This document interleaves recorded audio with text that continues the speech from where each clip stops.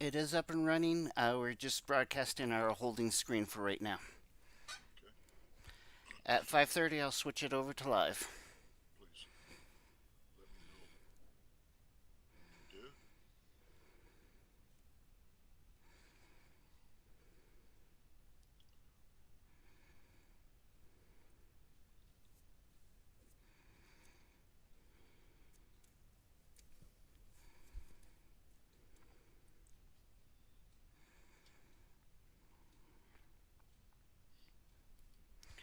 Okay, we're switching over to live. Okay, And it is 5:30. that will work. Margaret, would you do a call to order and roll call, please? Yes, sir. Miss Teresa Stevenson,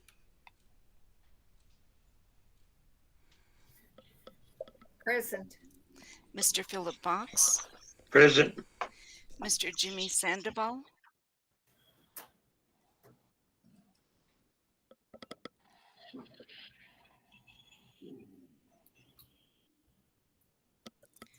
Mr. Sandoval. Here. Thank you. Mr. James Streetman Here. and Mr. Tom Sidwell. Here. Okay. Okay, before we go on any further, people in this meeting tonight will be myself, Jim Streetman, Miss Teresa Stevenson, Mr. Tom Sedwell, Mr. Jimmy Sandoval, Mr. Philip Box. Dr. Gregory Bush has got an invitation, Mr. Joel Kaiser, Mr. Josh McVeigh, Miss Blanca. I'm sorry, Blanca, but Miss Blanca will be there, Mr. Julio Toledo, Miss Denise Hackett, Dr. Dwayne Brooks, Dr. Alan Moss, Mr. Mark Martinez, Mr. Russell Irby, and Ms. Margaret Reagan. Okay. I believe that's everybody. Yes, sir. Okay. Do we have approval of the agenda? Do we have a motion? I make a motion that we approve the agenda. Okay, and a second, please. Second, Teresa. Okay, roll call, please. Mr. Streetman, Yes. Mr. Box, Yes. Mr. Sandoval, Yes. Mr. Sidwell, Yes. and Miss Stevenson, Yes. and the motion carried. Okay, Margaret, you said you had comments from the public. Could you read those, please, ma'am? Yes, sir. I will. This first one is from Fallon Benavides. Says, I'm writing to express how disheartened and unsatisfied I am with the way this situation and the solvency plan has been addressed. Because of the constant back and forth between the board and executive staff, there has been zero sense of stability for students and faculty alike. I recently committed 2 years of my life to complete the nursing program, and within recent weeks, my future at this college has become uncertain. I work for the fire department here in Tucumcari and have been determined to make both school and continuing my employment feasible. I am doing my part in making every effort to be successful, but the college is making it more difficult than it needs to be. I have watched the two most recent board meetings, and both times the board and executive staff have expressed that whatever solution occurs needs to be in the student's best interest. Today, I was informed that my instructor for the nursing program has quit due to the aforementioned instability. How is that in the best interest of the students? I am still committed to being the best nurse I can be. However, I am not certain that I will be able to do that in this institution if the situation at hand isn't resolved quickly and with the student and staff in mind, not the ego of the board. This semester, this semester's learning has not been at the forefront for the teachers or students. I cannot imagine how it would be when teachers have to worry about whether they are going to receive another paycheck, let alone the next lesson plan. The majority of Mesalands staff is made up of people who have moved themselves and their families across the country in efforts to contribute to this little community college. I am asking for the board to step into the shoes of the staff and see how this issue, let alone talk of pay cuts, would be enough to make you want to cut your losses and leave. I urge the board to seek action against the persons accountable, whether that be board members themselves for looking past financial issues. Students have felt the impact of this issue more than we could have ever imagined. Opportunities are being ripped away from us. Our teachers are leaving. Please find a way to fix it. It's number one. Number two, from Carla Benavides. Is there a particular reason that the foundation website is not available? Currently, the link to the Mesalands Foundation website is not working. And looking at other four-year institution in universities and two-year institution colleges, it is clearly evident that their websites lay out the list of board members' names, bylaws, articles of incorporation, places where documents can be made easily, donor rights, policies, and most importantly, audit financial statements. Is there a particular reason that there are no financial statements available for the public?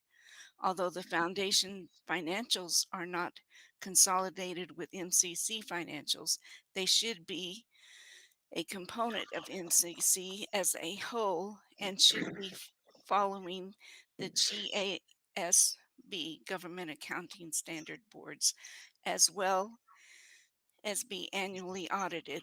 When was the last audit that was, uh, and what company did the audit? Most universities and colleges have their business office working as a treasurer to compile financial statements. Is there a particular reason that this has not been managed by the business office in previous years? When was the last time the foundation did a fundraiser?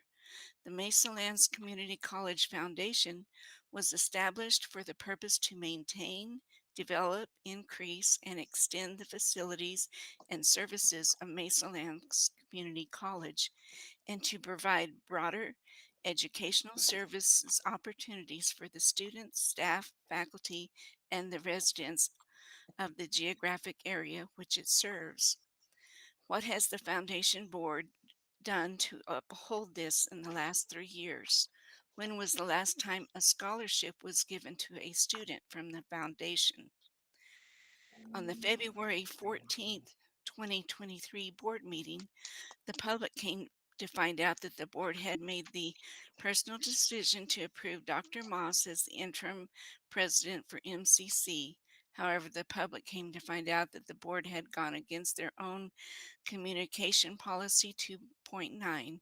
Mr. Streetman stated that the board did not reach out to Dr. Moss about this in prior days. Dr. Moss confirmed that he had received a call from Mr. Streetman on Saturday, 2/11/23, about this opportunity. According to the communication guidelines 2.9.3 of the board policy, it states that the business matters and matters pending before the board cannot be discussed. This is evident that the policies and procedures were not dutifully followed. How can the Board of Trustees ensure that the public and MCC community that they are following rules and regulations, ensuring ethical practices are being followed and upheld? With this specific instance, there is uncertainty uncertainty and doubt that the board is following protocol and possible negligence from the past. According to the Open Meeting Act Compliance Guide by the State of New Mexico Attorney General, policy stated that all meetings of any public body except the legislature and the courts shall be public meetings, and all persons desiring shall be permitted to attend and listen to the deliberations and proceedings. It has been long overdue for board meetings to have the availability for the public to attend physically. What role is Dr. Bush having currently at Mesalands College? Can the board be clear on what he is doing to bring MCC closer to its goals and help bring us to solvency while all president authority has been placed with Dr. Moss? I believe in MCC and its ability to impact change, promote student learning through quality education and services while fostering personal growth, leadership, and opportunity to a culturally and diverse community. And number 3 from Matthew Benavides. At last week's meeting, the question about having foundation help was asked, but quickly shut down from Mr. Streetman. Is there a reason why? Also reflecting, it has been almost 5 years since the last scholarship has given out from the foundation. Why hasn't the foundation given out additional scholarships to the students? Also, Dr. Bush is still employed at Mesalands. Its public and financial state of Mesalands and paying a president a high salary that isn't even on campus anymore, nor involved in their college seems counterintuitive of trying to save money. Chairman, would you please explain how paying for another president's salary aligns with the solvency plan of the college and what benefits of keeping him employed when we have Dr. Moss that was appointed last week? Mr. Streetman also mentioned to stop pointing fingers, but from the perspective of the public and the community, it seems the board is trying to blame the executive staff for the state of the college rather than looking at the holistic picture at hand. The entire executive team in that room has worked diligently for the college, that most of them have been at for less than a year, if that. The team has gained the respect and trust from the college and from the people of this community. When was the last time any board member stepped foot on the college campus, not in, not including the president's office, but the actual campus to check up on the staff, faculty, and students, or even attend a campus event? This is a small enough community that there should be more involvement from the board on campus. Lastly, when should we expect to have open board meetings in person? I know the city now has in-person board meetings, and according to the state of New Mexico Attorney General policy states that all meetings of any public body except the legislature or the courts shall be public meetings, and all persons desiring shall be permitted to attend and listen to the deliberation and proceedings. It has well been past due for this to happen. Comment number 4, and this is from Ken Pacheco. Watching the circus that came to town last week, board meetings, I was embarrassed for Tucumcari and for New Mexico. The board members seemed to either be corrupt or incompetent. They were asked about spending almost $1 million on salaries the state never gave the money for, and they could either not remember doing it nor what they were voting for. Then the lady could not remember if she got a letter saying the college was so far broke that they may shut down. It was such a comedy, I kept expecting Chevy Chase to pop up and say, "Live from Saturday night," or Alan Funt to show up with candid camera. If you aren't going to do your jobs, which what it seems like is happening, can you at least not look so completely lost every time you get asked a question and stop embarrassing the rest of us? Number 5. This comment is from Alyssa Zukovich. I am an alumni of Mesalands College. I received my associates here in high school thanks to the dual credit program. I have seen firsthand the amazing things this school has had to offer. I returned to work here as the Disability Services Director because Mesalands is part of what makes Tucumcari so special. Although I have only been employed here a short time, I can tell you that high school me and my current self would both agree the main things that causes Mesalands to be so great is the hard work, dedication, and care that both the faculty and staff put into running the school. Mesalands would not be Mesalands if it wasn't for them. They are the crucial and integral staples holding this college together.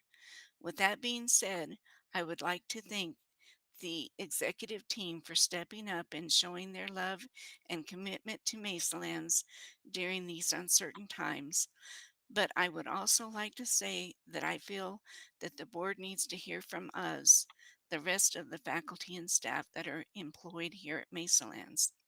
I don't want to speak on behalf of anyone, but I know there are some individuals here afraid to speak up or feel that submitting comments into this stream is useless.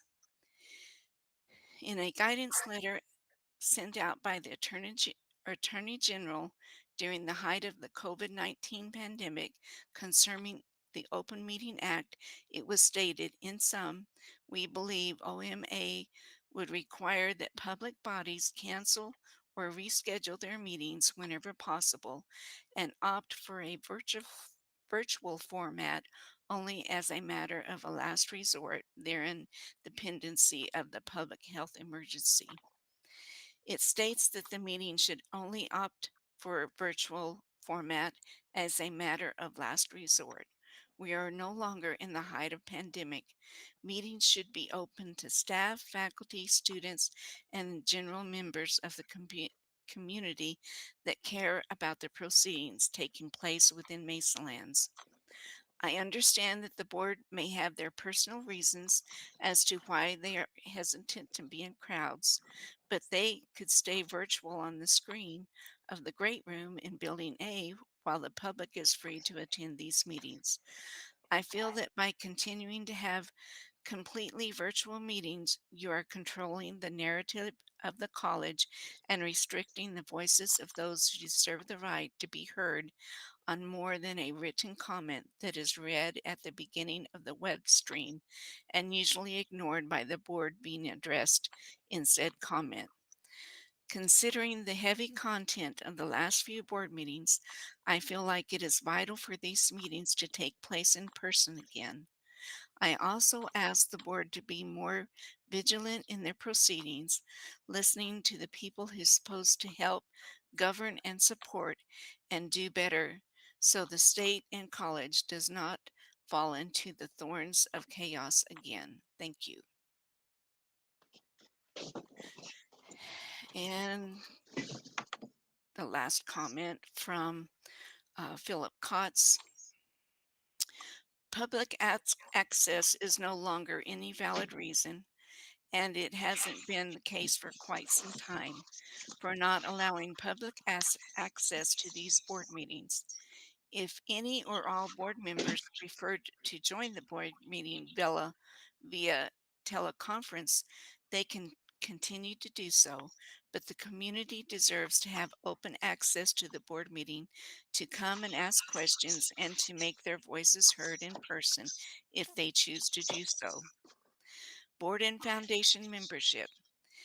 In in talking to someone who should know, evidently the board bylaw permits the members to be both members of the foundation and of the college. Well, just because it's allowed doesn't mean it's a good thing to do. Everyone I have talked to feels that it is highly unethical, even if the bylaws say it is allowed. I would encourage the membership of the College Board of Trustees and or the College Foundation to revise their bylaws to prohibit the simultaneous membership of both the Board of Trustees and the Foundation. I was on the board of the New Mexico Mathematic Association for 2 years, colleges for many years, which is also a 501c3. and we revise our bylaws many times to update our board policies. This can be done with a sufficient majority of the membership. It should be obvious to members of both boards that simultaneously membership on both boards should not be allowed. Thanks in advance for your positive response to these concerns. And that is the end of the comments. Okay. Thank you folks for your comments. That being said, let's move on to the consent agenda. Do we have a motion to approve the minutes from the February 14th meeting? I so move. Okay, it would be Philip. Second, please. I'll second it. Roll call, please. That was Jimmy on second. Okay. Mr. Box, Yes. Mr. Sandoval, Yes. Mr. Sidwell, Yes. Ms. Stevenson, Yes. and Mr. Streetman, Yes. and the motion carried. Okay. Chairperson's report. Due to the spring break being March the 20th through the 24th, we need to change our date for the 21st meeting to March the 14th. So do we have a motion? I make a motion that we move our March meeting to the 14th. Okay, can I have a second, please? Second. Okay, Jimmy seconded. Roll call. Mr. Sandoval, Yes. Mr. Sidwell, Yes. Ms. Stevenson, Yes. Mr. Streetman, Yes. and Mr. Box, Yes.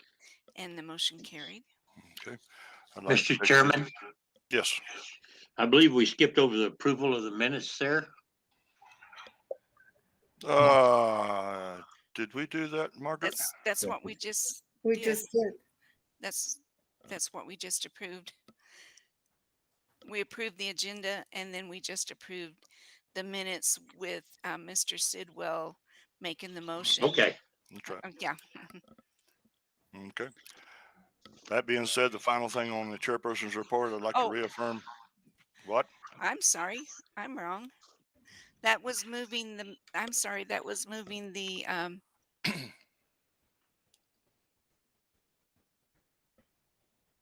yeah, we did approve the minutes and now we just approved moving the Yeah. board meeting in March to the 14th. Yes. Okay.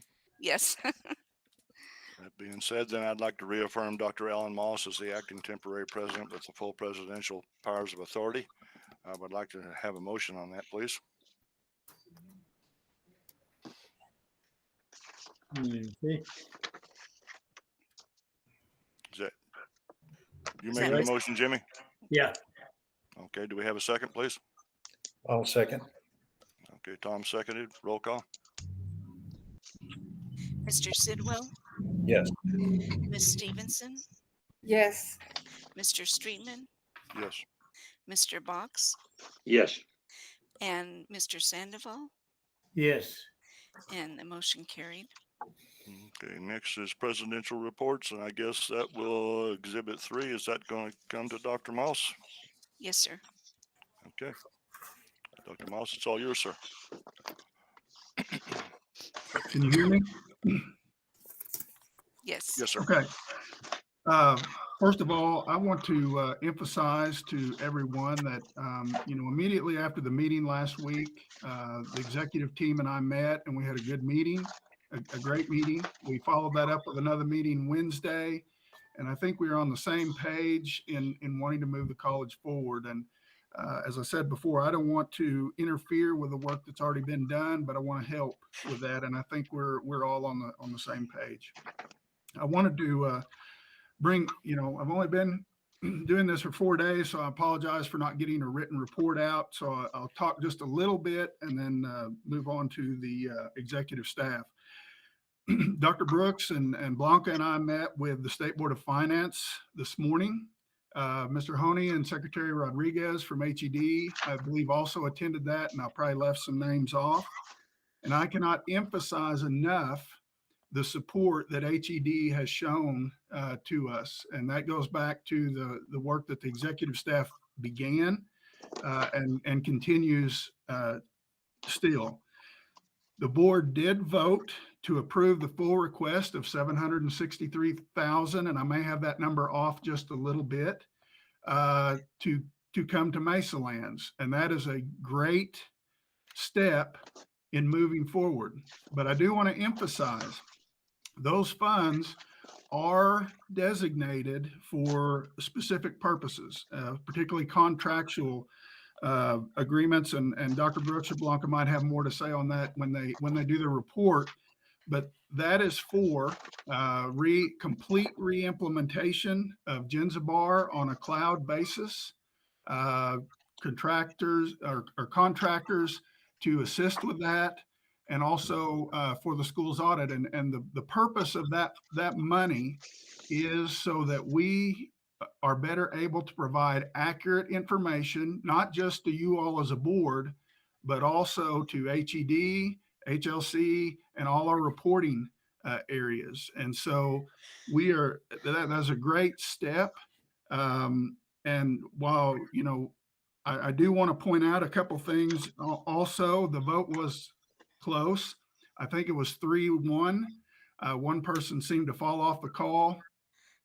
And even the ones in support expressed some strong issues with the decisions made over the past couple of years by both the board and administration without good information. And so, what they want to see, and this is across the board, HED, the Legislative Finance Committee, the State Board of Finances, moving forward with better communication and better fiscal oversight. However, they also did have some praise for the steps that have been taken in our solvency plan, and the ones that are proposed that we'll still be looking at moving into the future, because they all want to see the college move forward on a firm financial footing. HED will remain in oversight over those funds, just like any others that we receive from the state. I also want to say, for the most part, everyone here at the college has continued doing their jobs and moving forward. We're looking at having a meeting Thursday afternoon in lieu of the president's cabinet meeting to go over the work of the past week with the staff and faculty. And while nothing is 100%, I think for the first time, I can say with confidence that Mesalands will finish the semester and will go in, have next year to work. Now, we've been told we won't get an increase in appropriation for next year, but so we're going to have to continue to make some changes to fit into what budget we're given. But we have been assured, and all those steps haven't been filled in yet, but we believe that we're going to be able to move forward. And so, I would say to those that are in doubt about starting programs, I believe Mesalands will be here to complete those. I will be attending the foundation meeting tomorrow. My understanding is that they're working on the financial situation to see if or what they can do to help in this situation. And my hope is that communication can just improve overall. HB2, the appropriation bill I believe it did move through the House of Representatives. It's in the Senate. We're meeting, we have a couple meetings tomorrow to talk about our allocation in that. And Ms. Blanca and Dr. Brooks have been working heavily on the data that we need to supply. And that's an ever-changing document. And again, I don't want to take what Ms. Blanca will be saying, but we're trying to get those numbers down to where we know what we have to finish the year and then move forward. We did receive a letter from HLC that they will be doing some monitoring similar to what HED is doing. And so Dr. Hackett may speak on that a little bit later. A couple other things, I know there's been several comments about the March meeting, and I would encourage, I know some Some are not able to attend personally, but I think it would be a good move to have the March meeting in person. And then, and those that couldn't attend in person, Zoom in. I think that would be a great step forward. I also want to add, I would like to propose, I've already met with, well, no, I'm meeting in the morning with Miss Enriquez, who's the staff Senate president, and Miss Griffiths, the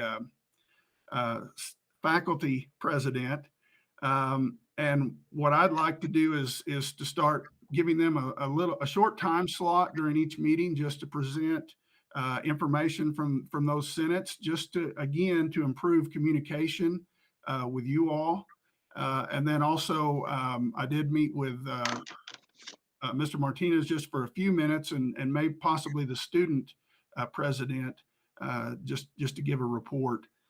I just think that's going to be overall better for communication. That's all I have written down. If you all have any questions, but I would say again, this afternoon, I feel better. We still have some hurdles to overcome and some challenges, but HED has been in full support of the college and the college remaining. And the work that has been put in by the executive team, I think, has been instrumental in getting us to this point. Dr. Moss? One last thing, when in the administrative reports, I'd ask them to maybe highlight a couple things in their report and then ask questions. Yes.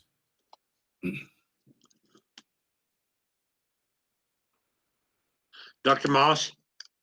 Yes. This is Philip Box. You mentioned that the State Finance Board had approved emergency funding. Can you give us an idea of what we're talking about dollars and cents wise? Yes, it is. It is. So it's 700 and Dr. Brooks, to have this right, 763,000, give or take. Yes, correct. Mr. Chairman, members of the board, it's $763,650. That'll be used for the re-implementation of our ERP system, Genzabar, in addition to contract staffing to bring accounting backlog up to date, and also for funds to complete payment for auditor services for fiscal year 22. Thank you. That helps to have the numbers to go with the words so we know what we've got that we're working with. Right. Thank you. Okay, next is Academic Affairs, Mr. Kaiser. Yes, Mr. Chairman, members of the board, you'll see two exhibits. They represent two different academic calendars for the 2023-24 academic year. The reason we have two is we wanted to showcase the differences and the impact on financial aid of those two dates. In preparation for this calendar, we surveyed our employees on the 4-day versus the 5-day work week. And I just want to share some of the results with you. It leads us to our pick of the 4-day and 5-day. 72.5% of our employees prefer a 4-day work week over a 5. As far as the effect on childcare in our community, 80% cited that it is actually a benefit to their needs having a 4-day work week. It also adds, quote, work life, family, and balance to our community. So because of that, I would recommend, and on behalf of our employees, the 4-day work week calendar for the 2023-2024 academic semesters.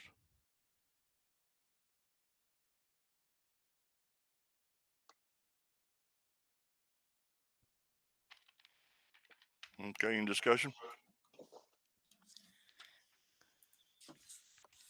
And do we have a motion to approve the 4-day work week calendar? Mr. Chairman, I move that we approve the 4-day work week calendar. Okay, do we have a second? I I second it. Teresa. Okay, Mr. Box made the motion. I think Teresa beat you, Jimmy. Teresa seconded. Roll call, please. Miss Stevenson, Yes. Mr. Streetman, Yes. Mr. Box, Yes. Mr. Sandoval, Yes. and Mr. Sidwell, Yes. and the motion carried. Okay. Joel, do you have anything else you want to add? Yes, sir. I have some examples of, or some highlights of our student and faculty success for this month. Just to run down the bullet points here, we have a brand new esports player for our FPS shooter campaigns. We also have student alumni Ethan Bartlett, who is putting on a solo exhibition in Borger, Texas, and it's themed Paleo Art Exhibition. For our faculty highlights, we're hosting the Northern Consortium Climb on the 23rd. For this, we have multiple schools attending. We also have Kids Win Challenge on the 23rd as well. And that features 44 students / kids from Tucumcari, Clovis, and Portales. So that's going to be a really wonderful event. And also, we have the American Society of Phlebotomy Technicians have certified that Mesalands Community College satisfies all program standards established by the Board of Directors to host our phlebotomy program for the year of 2023. And this is made possible by our wonderful instructor, Bridget Davis, who also received her phlebotomy technician's certificate. So I just want to say thank you for our faculty and our students, and thank you for the communication tonight. Okay. Next up, Student Affairs, Mr. Josh McVeigh.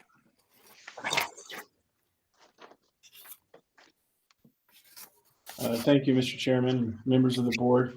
I'd like to begin with our fall enrollment report.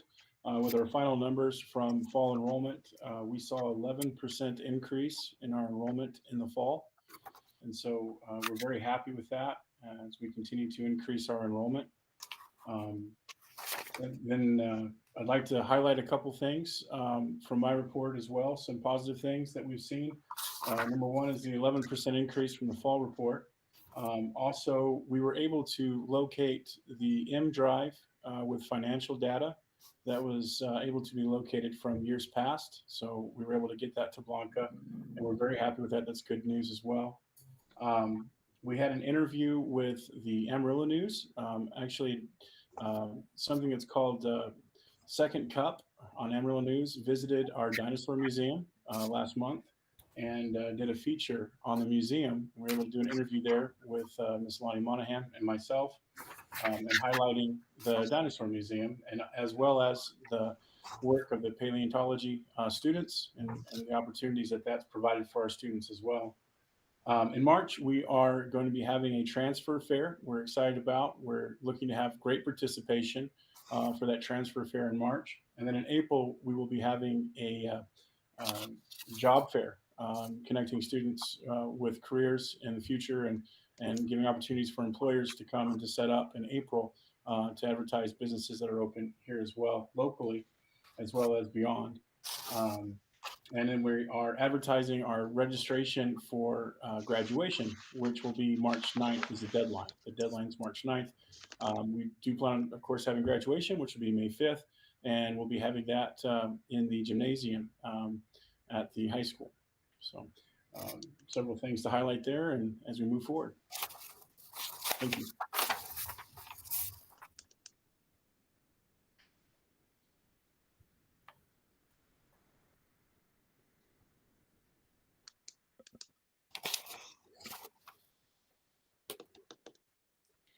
I had a question. The transfer fare, is that uh, students going to other colleges? Yes, ma'am. It's an opportunity for other colleges and universities, four-year institutions to come and meet students here on campus and provide them with opportunities to transfer. We also, of course, have our articulation agreements, in place that students are able to work right into, uh, you know, staying here on campus and taking classes with four-year institutions. But this is also an opportunity, to give students an opportunity if there's other places they'd like to go or other opportunities they'd like to have. We have colleges that have agreed to come from Colorado and Texas, and from all different surrounding areas that are interested in communicating with our students and giving them opportunities to transfer. Thank you. Yes, ma'am.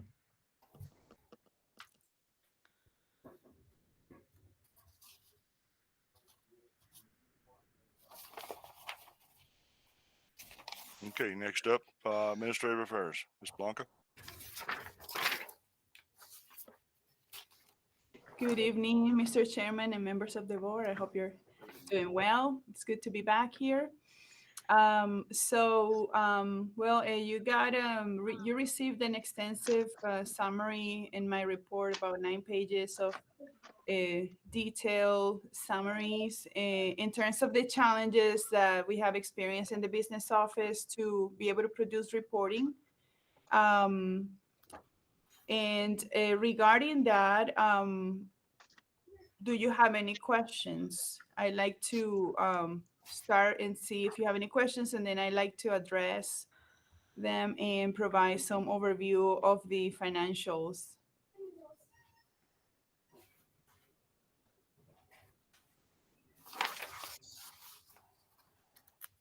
Questions, anyone? Blanca, this is Philip Box. I was just wondering if this finance report that we received, is that the same information that is going to Santa Fe and those folks there? Yes, sir, it Okay. is.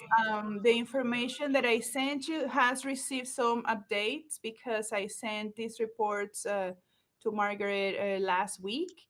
And so allow me to provide you with a more updated report. So I will start with the cash status, our estimated cash assets currently at the bank.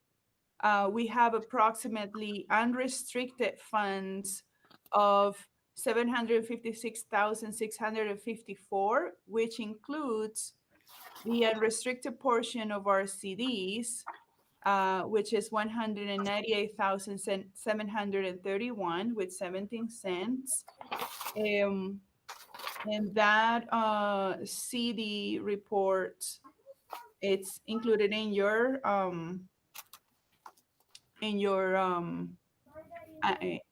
exhibits.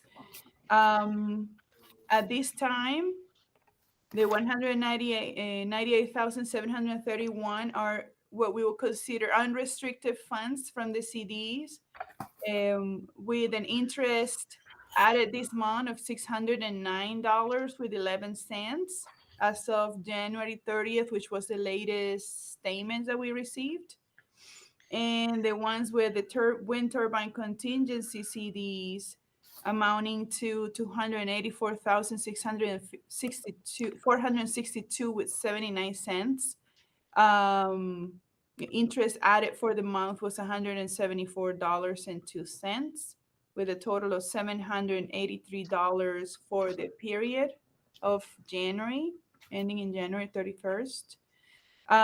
Total CDs that had been cashed out in order to supplement payroll liabilities has been 444,779 with 85 cents so far. And so the estimated cash assets that you received as of January 14 has changed from 950,595 to, let me just go back to this number, 756,000 $654.38. I also have added the check cut report for the month of from January 1st to February 10th of this year for a total amount of $407,000, 496 with 55 cents. And let me see here. And I've also submitted in my exhibits the quarterly financial reports for Mesalands that are due and do require an action taken for the second quarter, where we state that we had requested an advance of state subsidy, which in this case would be the emergency grant that we today received approval. We're very excited and optimistic that we have received approval from the State Board of Finance, and we really are very encouraged in our commitment to Mesalands to continue the good work to bringing fiscal clarity and responsibility, and being able to re-implement the Gensebar system, which has been the major roadblock for our college to be able to be financially viable, have clear reporting and on time, and be able to produce a financial picture that you all need to see on a monthly basis, and also the compliance that is required by the state and the federal government. So I'm excited about that, and it's been a lot of hard work to be able to put together the data and the proposal and be at the meetings to really make the case for Mesalands. So so with that, I will leave the quarterly financial report action for your approval. And let me see if I'm missing something here.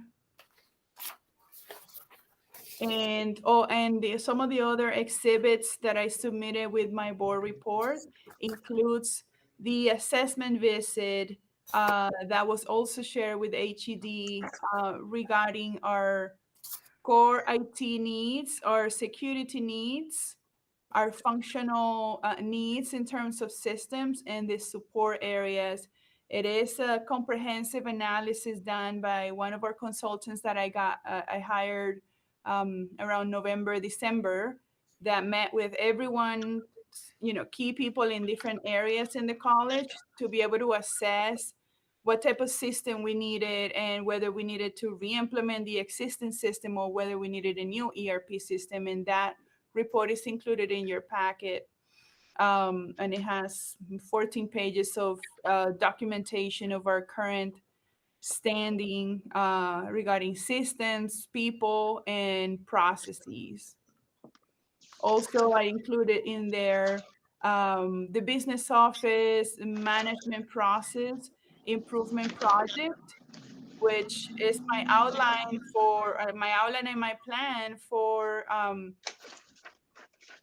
moving the college forward in the next couple of years. Approximately, it will take to not only bring all of the accounting up to speed, but also re-implement the system so that we can have a fully functional ERP system that can provide the services that we need for the existing staff and the students.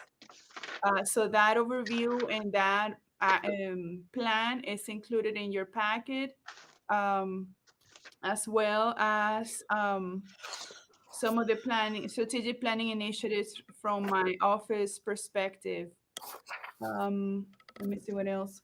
And I think that's it for me. Do you have any questions? Any comments?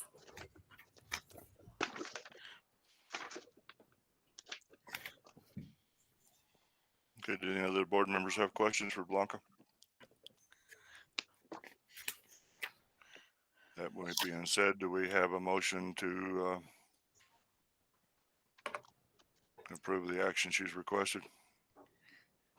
I make a motion to approve those actions that Ms. Paulia Cavicius. Wow. requested. Thank How you. about that? Thank you, Mr. Sidwell. Okay, we've got a motion. Do we have a second? Second is, Okay, roll Give call, it. please. Okay.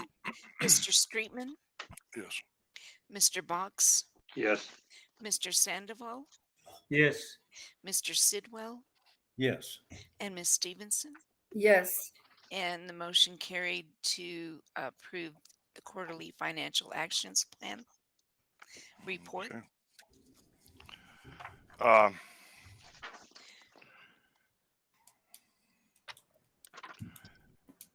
Dr. Moss, I'm not quite sure how we proceed with this. We've got 3 other reports here we really need to hear, but they're not on the agenda. I'm going to say let's just go ahead and hear them. I think that would be good. Yeah, they're not on it, but let's go ahead with Dr. Brooks. You're up next, sir. Okay, I have a Sure. question. Did we have to approve both Exhibit 7 and Companion Exhibit 1? You only approved Exhibit 7. We do need an action to approve the financial report, which is Companion Exhibit 1. Yes, ma'am, that is correct. Okay, let's back up. Do we have another motion then to approve the financial report that Blanca just gave us? So moved, Exhibit 1. Okay, Teresa. Teresa, do we have a second on that? Thank you. Second is, Okay, and roll call. Mr. Box, Yes. Mr. Sandoval, yes. Mr. Sidwell, Yes. Ms. Stevenson, Yes. and Mr. Streetman. Yes, And the motion carried. thank you, Teresa. Next up in order that they're in the folder here is Dr. Brooks's report. So Dr. Brooks, would you kindly? Yes. Mr. Chairman, members of the board, since the submission of my board report prior to the last emergency board meeting on February 14th, I think most of those items were covered at the last emergency board meeting in some way. So I'd like to go over highlights that have happened since then. And I'll work backwards a bit as Dr. Moss mentioned that we had a meeting today, a presentation to the State Board of Finance. And the purpose of that ask was, as Dr. Moss had mentioned, a bit contractual in nature in terms of the funds we're requesting. And that really did, as we mentioned before, the ability to receive funds to re-implement Genzabar in full and to receive training, full use of access of information, and also production of information through Genzabar. So we did receive funding in the amount of the $763,650 that was mentioned before. And again, those funds are limited to 3 areas. The re-implementation of Genzabar and maintenance of, and also the training that goes along with it, contract staffing to bring accounting backlog up to date, and also funds for the auditor to complete fiscal year 22. We did want you to know also that we have been in discussions with Genzabar. So what we're looking to do and why that money is really helpful is that we want to start from scratch and fully re-implement Genzabar and retrain all employees. And that would be full end user training in addition to full configuration. So we received an estimate there that we're trying to negotiate a bit, but that's where that money is going to be used, because that's probably going to be about $500,000.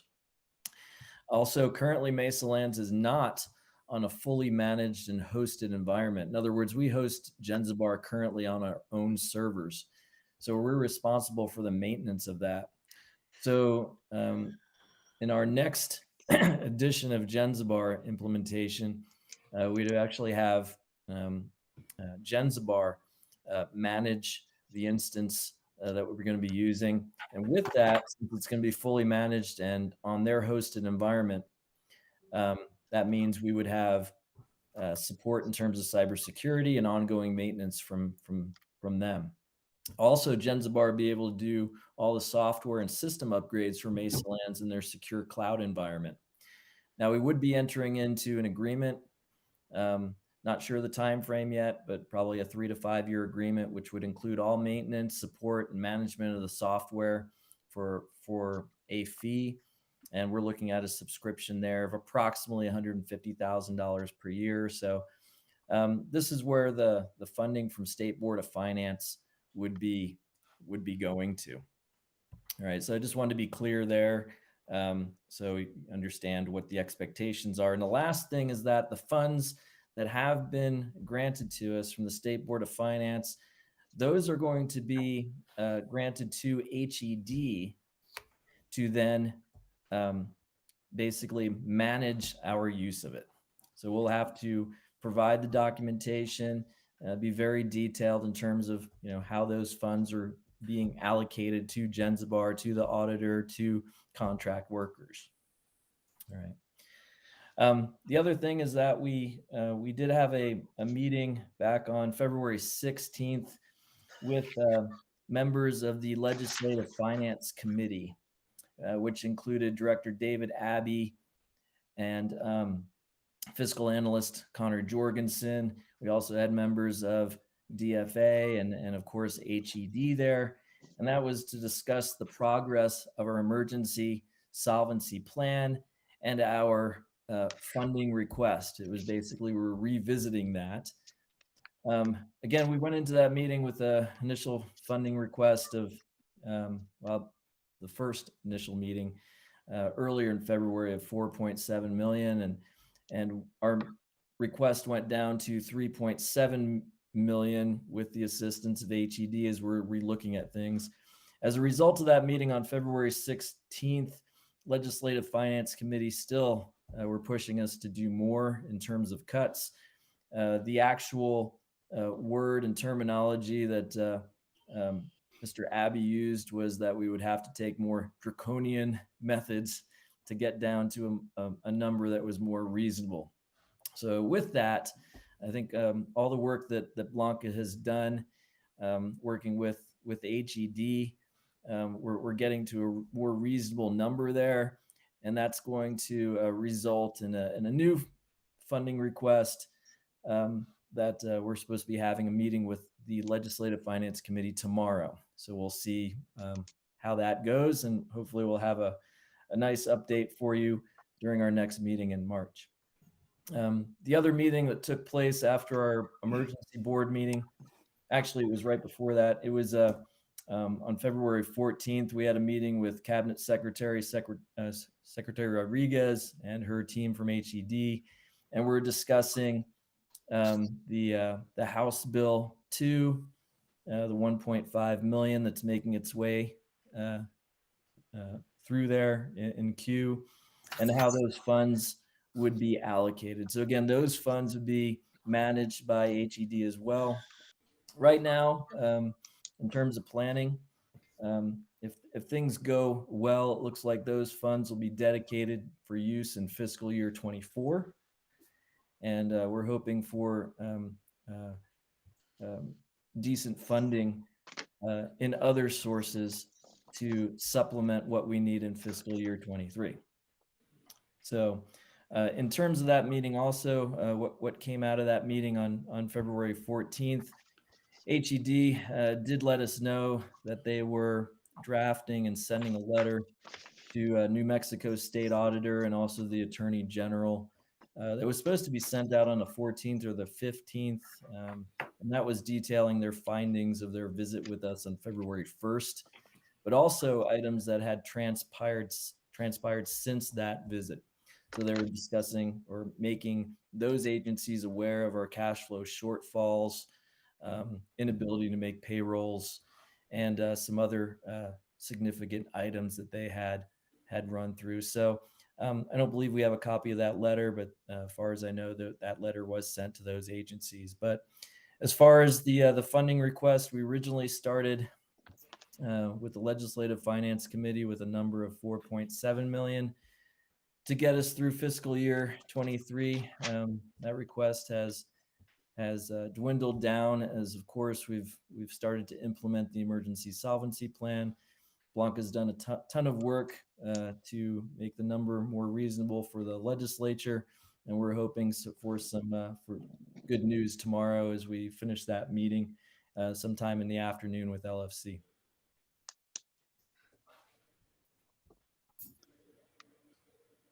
Any questions? You mentioned the Attorney General. Who was the other office that you the Oh, I'm sorry. So during our meeting with New Mexico Higher Education Department on February 14th, it was Cabinet Secretary Rodriguez had mentioned that they were drafting and sending a letter to the New Mexico State Auditor and the Attorney General that would detail their findings from their visit to Mesalands on February 1st, and also items that had transpired since that visit in discussions with Mesalands. So I'm not sure when that letter was sent out, and we haven't received a copy to my knowledge. So. Thank you. Mm-hmm. Dr. Brooks, did David Abbey give you any kind of a clue as to what lower number he's looking at? He was pretty direct with us, saying that our 3.7 million figure was unacceptable in his mind. So I think he probably has a number that's half that or less. So we're trying to work down to that and see what we can get to before our meeting tomorrow that will be more reasonable for him and the legislature as a whole. What is your opinion on, as the HB2 goes through the Senate? Do you think the Senate Finance Committee may throw some extra money in there, or do you have any feelings for that at all? I really don't have any feelings for that. I'm hoping it stays as is and doesn't decrease. But if money were added to it, that would certainly be a welcome bonus. And so, where are you looking? How are you going to lower the expenses to hopefully where Mr. Abbey will be pleased with you? Well, as I mentioned, Blanca and HED have been, I would say, passing back and forth cash flow statements almost by the hour in terms of what can be done, what can be subtracted out, what we may need to do without. In addition to the solvency plan that's been implemented, all the work that's being done there on the payroll side. But I don't want to go into too much detail because I'm not sure what our final request is going to look like tomorrow with LFC. So I don't want to promise any figure. Thank you.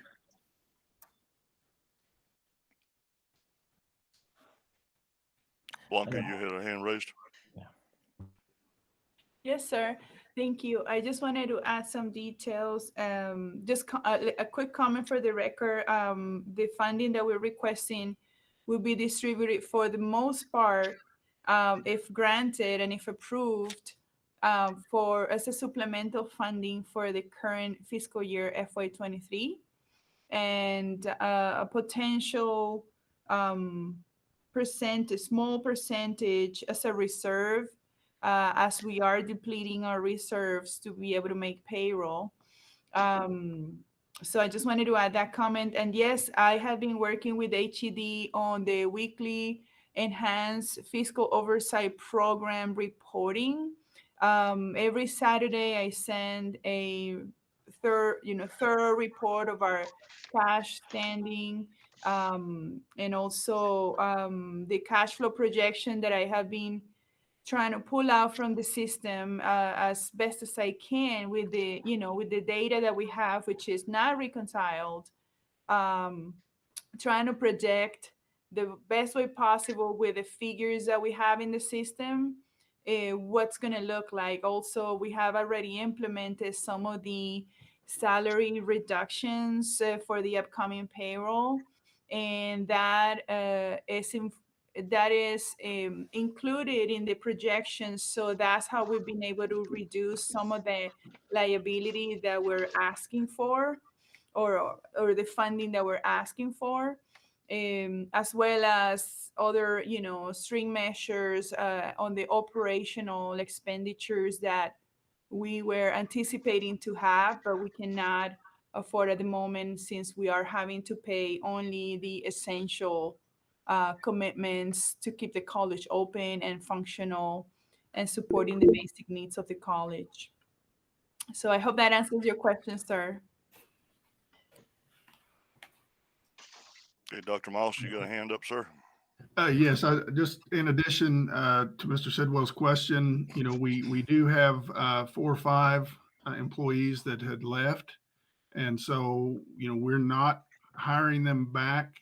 Maybe one that we will need to replace for next year, but what we're also working on is doing a little bit of reorganization, see who fits where best, so that we keep up the services we need to keep up. And so that would add to our reduction as well. Thank you. That answered my next question. So, Any more questions? Okay, that being said, then let's move on to the next gentleman in line. That would be Mr. Julio Glendo. Yes, hello, Mr. Chairman, members of the board, Mr. President. Thank you for allowing me to speak tonight, just to give you some highlights on particularly the fundraising piece, which is, of course, of such importance. As we all know, the preponderance of our funding for our operational expenses comes through the state of New Mexico. And if we had to fundraise 100% of that funding, right, the $7-8 million, we'd be in a different situation right now. But luckily, what we're working on it now to help supplement our programmatic efforts, I want to give some highlights here. We did, or will be receiving $21,000 fairly soon for our wild horse program, and Blanca's great team is involved with that process in terms of also, in addition to that 21,000 of extra money that they said that they would give us, recouping some of our prior expenses as well. Probably, I don't know the exact figure, but 2 or 3 times that amount, roughly speaking. We also have been contacted by U.S. Senator Heinrich's office and U.S. Congresswoman Ledger Fernandez's office about funding special projects here on campus. The 3 so far that have been identified, and I've tried to open it up to some key areas on campus, waiting on some information. We have until March 3rd to submit our requests. Our in swaps program, for instance, and wind technology program, the foundry program there with Zane and Nate need to replace a lot of equipment there as well. And then there's one other one that escapes me right now, but perhaps someone can remind me. But aside from that, there's some interest in getting some federal dollars for some special projects right now. There's also the matter of this morning, in fact, we received a reply from the letter of interest that Dr. Brooks and I worked on. I submitted December 15th on our child care center there at the Mesalands. So that's still moving forward and looking like we should be able to submit a full application proposal for that roughly $500,000 project. Perhaps to be situated there at the Armory, yet to be determined by the president and other powers that be there, right? And one of the last ones I'll mention as well is that of working with former Secretary Department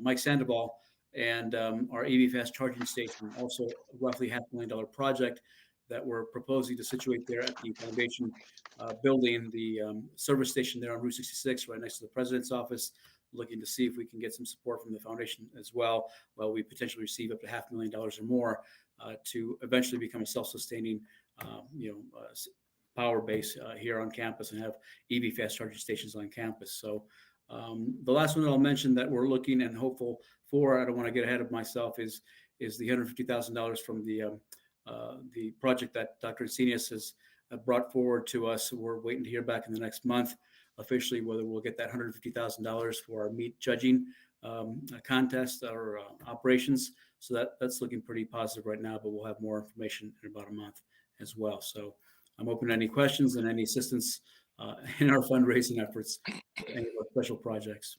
Thank you. Anyone have any questions? I have a question. I know the Forest Service gave the college $30,000 initially. So what is the $21,000 going to be used for? Well, really, that 21,000 was set as an extra supplement that they felt we needed because we've been telling them we need more money that we need for that program. And I know Blanca also wants to chime in on that. So go ahead, Blanca.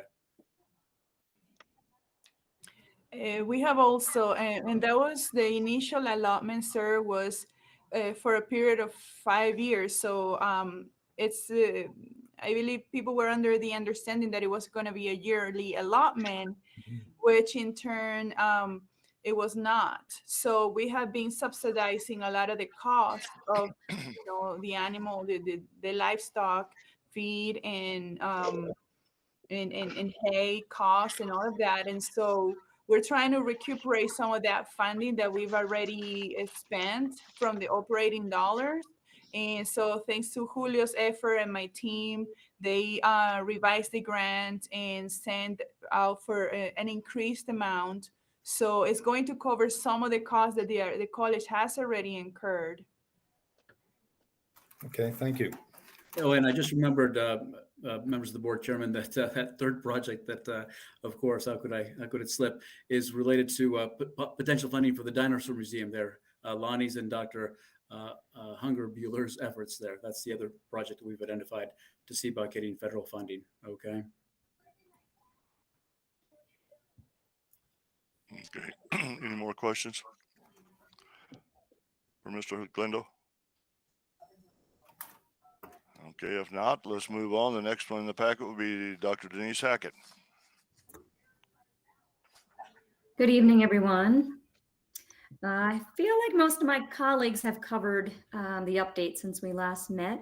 On my end, in the institutional research effectiveness and accreditation world, I've been submitting state and federal reports on time into eDear for HED and iPads. I recently had files due, and I've been working on the grant. I wanted to give a virtual high five to Julio for starting that emergency grant application, and him and I really worked hard on that. So we were so excited to hear that that got approved today. And I'm also thrilled that it's going to be used to re-implement Genzabar, because that's been a headache for me for my reporting. I think it's going to save me so much time, so I can concentrate and do things in other areas instead of spending a lot of time doing things manually. So I'm thrilled about that. Thank you all. Okay, anybody have any questions for Dr.? Oh, actually, I did want to mention, as far as accreditation, HLC, I was expecting a letter from them. My position as accreditation liaison officer for Mesalands, it was my duty to report to them our fiscal overwatch and everything going on with HED, which they were already aware. HED kept them informed and everything. So we've been in communication with them, and we got an official letter about next steps, and we will have an advisory visit that will need to take place, I think, within the next 6 months. So we'll work to plan that. And I think it's going to be similar to HED. Poor Blancas will have more financial reporting and to-dos for them, but we'll be creating those anyways for you, the board, and HED, and everyone else. So we'll stay in line with that. And we have our multi-location visit. It was originally scheduled for 3 correctional facilities in April. However, that peer reviewer dropped out of the visit due to COVID concerns with visiting the facilities. So we were just reassigned a new peer reviewer today, and I'm going to work with her to reschedule our multi-location visit. And that has to be done before August 2023. So we have a little time there since things are crazy right now. But we have a lot on our plate for HLC. We also have our 10-year comprehensive evaluation that is scheduled for November 2024. And that actually, actions need to happen now. I need to start writing our assurance arguments and get going on that criteria. So we've got a lot on the accreditation side. Thank you all.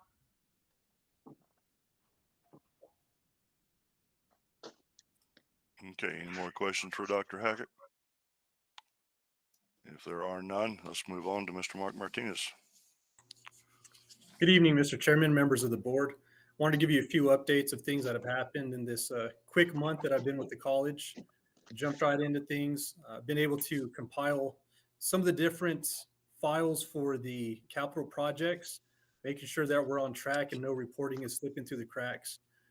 Been fortunate enough to work with Blanca and get some of the financial documentation and put together some of these spreadsheets to make sure that we have requested all the reimbursements that we are allowed to make sure none of that money sits out there floating around. The other thing that we've been able to do is work with HED in an effort to pay our contractors instead of a typical reimbursement process where we had originally have to front the cost of some of these invoices and then wait for reimbursement. We're able to actually forward the appropriate information to HED, and they're able to provide us the money as long as we pay the contractor within 5 days of receiving those funds.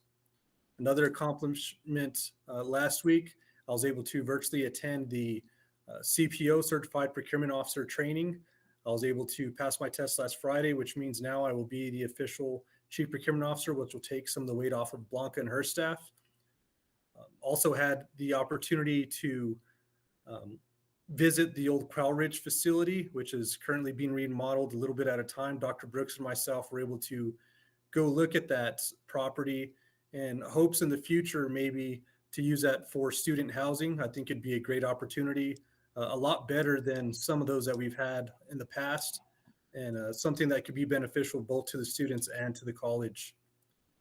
Also wanted to state that within these past couple of weeks, had the chance to get acquainted with some of the members of HED, anybody that I'll be in contact with moving forward, Mr. Joe Brown and Mr. Gerald Honey.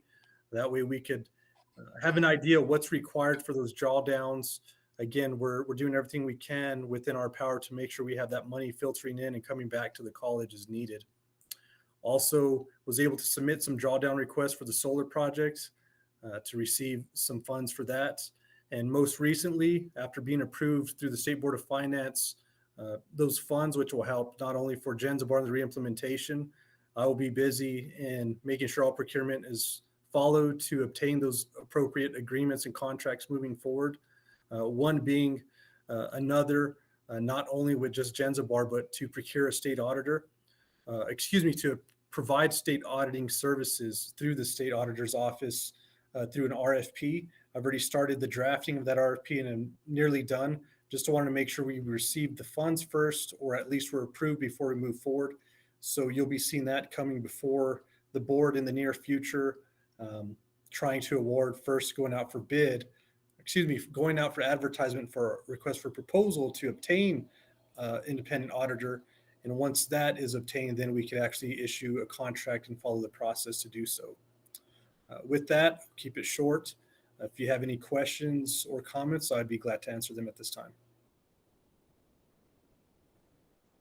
Okay, does anybody have any questions for Mr. Martinez? No.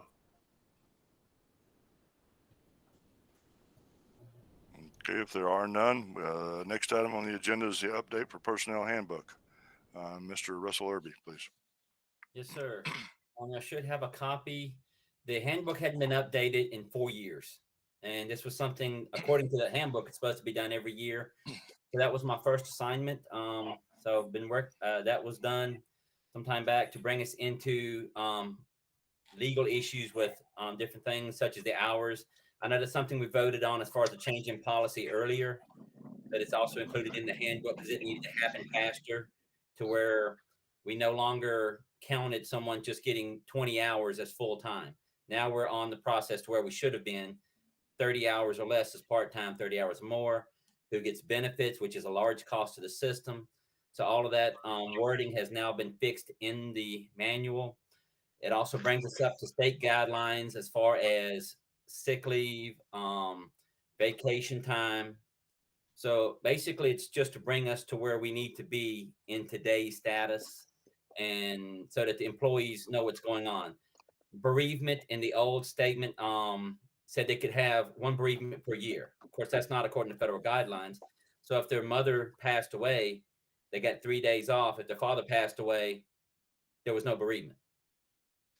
So that was changed to where they get 3 days for bereavement, but there is no cap on how many times they can take bereavement in a year. But of course, if they have to be able to show proof, it is. So that's a lot of the information. Slight change on the dress code.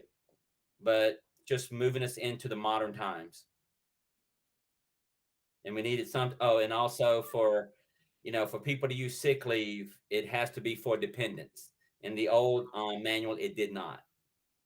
So folks could basically say, well, grandmother has a doctor's appointment, so I'm taking off full day of sick leave just to drive my grandmother to the doctor's appointment.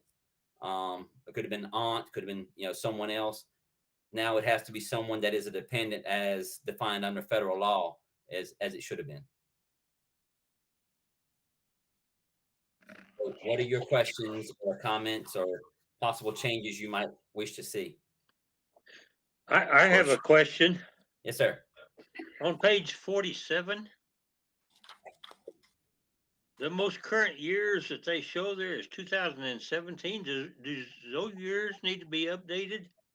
I got to get to page 47. Okay. All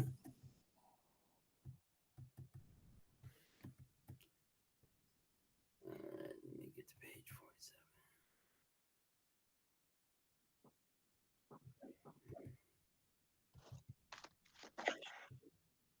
All right, this 40 went too far. While I'm getting there, also, you'll notice that the structure was taken out of the front, and that's because it was moved quite a few times and until it got a set structure. I didn't want to put it in the handbook. That's just something we could dealt with much easily. Yes, sir. No, actually, it's the same amounts, but I can move it. I can put the extra numbers in there. Okay. Look, just looked like it was out of date. Even if it is the same amount, we probably should recognize that.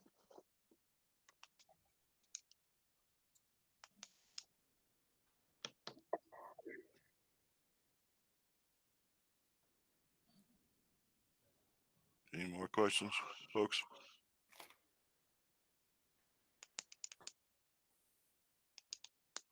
And do we have a motion to approve the updated personnel handbook for 23-24?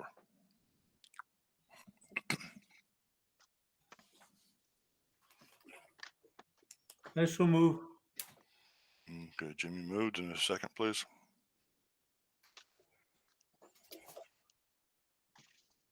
I will second.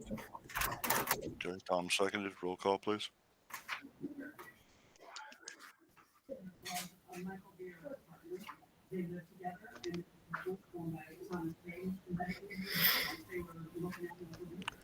Margaret?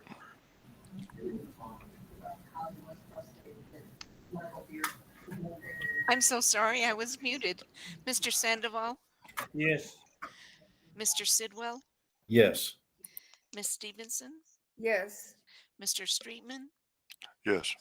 and Mr. Box. Yes. And the motion carried.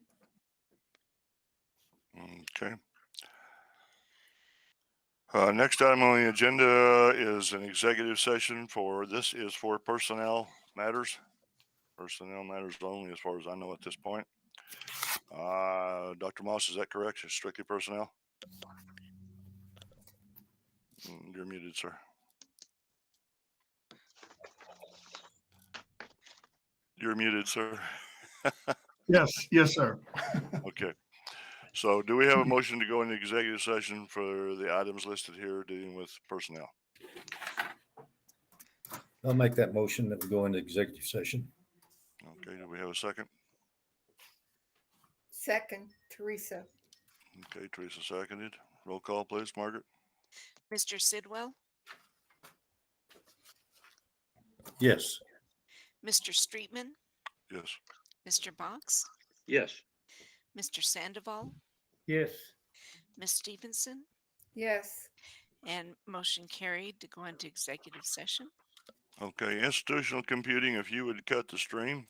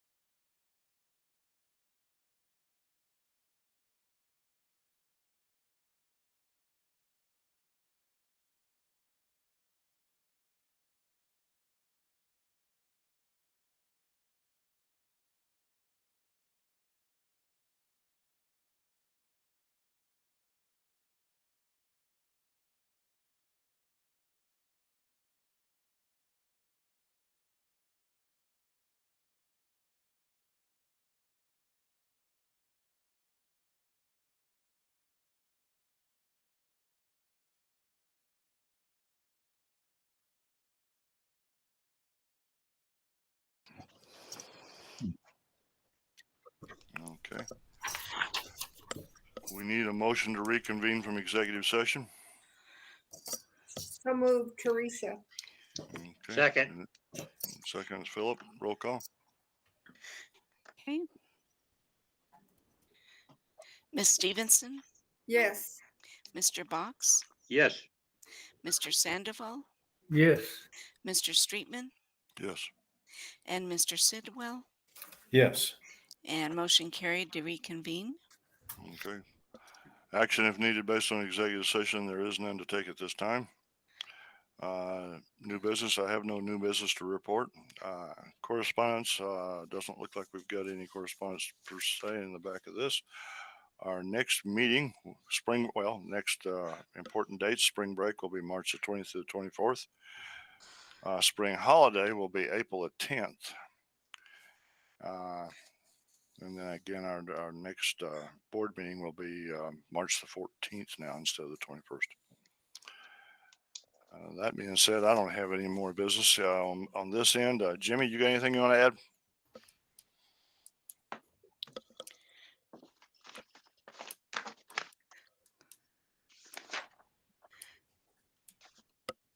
You got anything you want to add, Jimmy? Speak up, Jimmy. Oh, I'm muted, I guess. No, you're there. You're here. Talk. No, I don't have nothing to say. Okay. Mr. Box. No, sir. Dr. Moss.